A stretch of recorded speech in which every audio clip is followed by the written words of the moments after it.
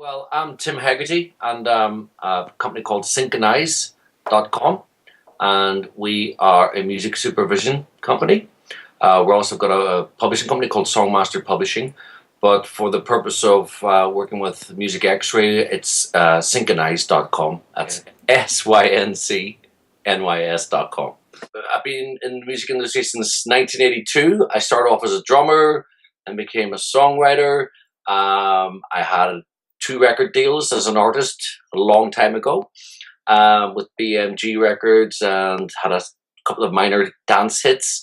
And then I became a songwriter, and I wrote for the wonderful Gloria Gaynor and a band over here called D Ream, who were like the big dance band of the 1990s.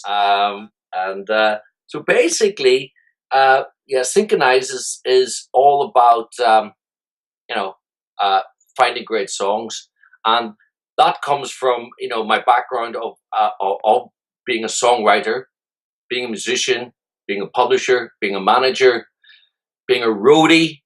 I did everything. I also have done things like I did a charity album for about in 1998, and that raised about $500,000. We had U2 on that, Sinead O'Connor, Van Morrison. Actually, this there is a little award I got for it. So I've kind of done everything in music, and now obviously with SyncnyS, the way the music industry is going is that it's all to do with music sync and placing songs. Yeah, so Songmaster Publishing, I set up in '97. I have about 30 writers supplying them with songs. And now, like I say, I'm focusing 100% on SyncnyS, which is the licensing arm of that. And so we're over here in the United Kingdom, but we're looking for songs from around the world to place in wherever we can. Mostly, obviously, TV adverts is the one that we're really focusing on. Not so much film, because I don't have those sort of contacts. So it's what I do with the advertising agencies here in the United Kingdom, and there's lots of opportunities. So that's SyncnyS. That's where we are. Well, where do I start with songs? I mean, obviously this has been a bad month. We lost David Bowie one hand, Glenn Fry on the other. Two completely different types of songwriter, but my goodness, they wrote some great songs. I mean, to me, my hot button is just the melody and the lyric. I don't care what genre it is, or tempo, or style, or anything. It has to be, the song it just has to reach you. And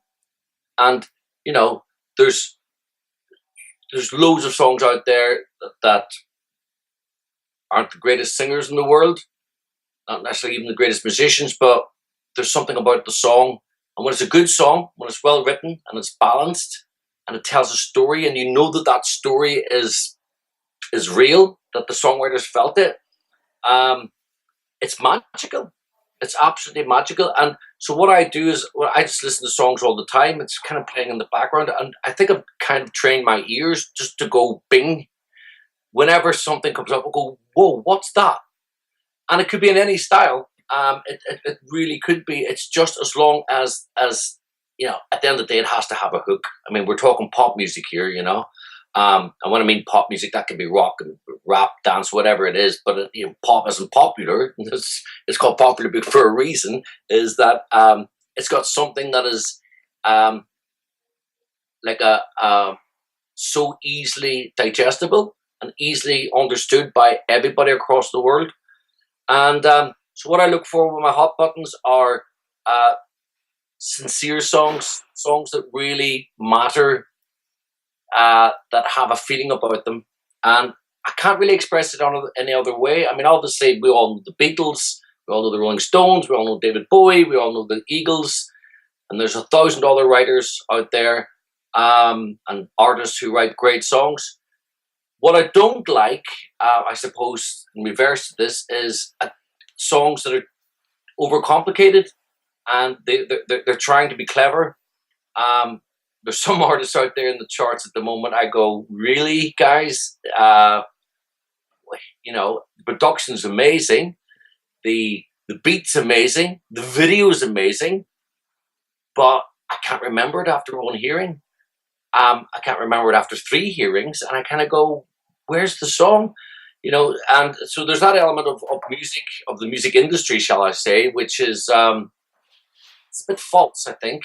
So what I love about, you know, dealing with you guys and all the writers that I deal with is, A, they all seem to be genuine people, and they write from the heart. So my hot button is, I just love good songs. Simple as that. So I listen to every song that I get, and I appreciate every song that I get, and I appreciate the time that people have taken to do that.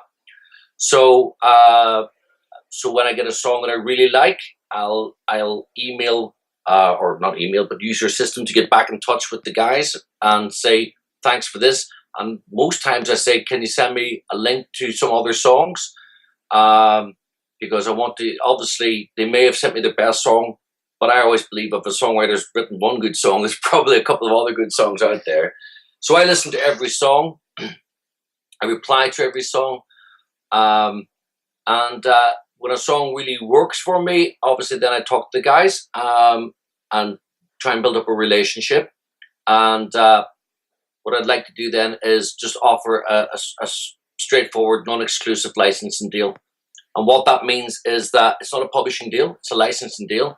So the writer is free to sign with anyone else they want.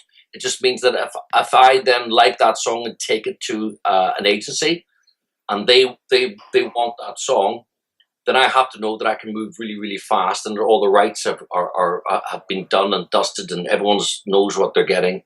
So it's a straightforward 50-50 deal. That's the way I work it. Whatever I get, it's 50-50 with whatever, you know, with the writer. Obviously, which I have done with a number of writers. If then the song's really good, in the sense that it could be a single rather than maybe an instrumental track for an ad, I offer to release the single through my small record label, and hopefully create a bit of traction there. So, for example, I recently had a bit of success with music Xray, with a band called producer, called Little Red Church. Wonderful song, and I got that placed with Electric Ireland, which is a big electricity supplier in Ireland. And I'm now going to release that single on the back of the fact that it's had 85,000 views on YouTube. That mightn't sound much, but in the population in Ireland, that's actually quite a lot. So the idea is to use then the traction, the interest that the YouTube ad, or the ad on TV, or the ad on the radio, or the YouTube video creates, to try and create some further financial gain for the artist. Basically, that's what that's about. I love music Xray, and I'll tell you why I love music Xray. It's because it's really easy to use, and what makes it so special is the rating system. So it's almost like a peer reviewed song. So there's no reason why someone would give a song a bad rating or a good rating, if for any other reason than the song's bad or the song's good. So your rating system is really efficient. It means then that I can start finding out what my peers think are a good song. But also in there's quirky songs, and you've got a great search function to for example, your needle stack, which is a great function. So if I want a song that's country and western, sung by a girl, up tempo, you know, your programming or whatever we do, it is so good because I get what I'm looking for. And there are other systems out there that really don't do that. Your system does it. And I've found some amazing songwriters through Music Xray. I mean, the There's some really, really good talent out there, and they all deserve a break. And I think what you guys are doing is giving them that break. And it's a fair system. I think it's about $5 or $10 to put a song out there to submit a song. And I think if you believe in your song and you want it to be heard, I think that's a fair recompense, compensation, shall we say, for someone like me to take my time out and listen to the song and answer it. So it's a great site, and it just works. You can't really put it any other way. It just works.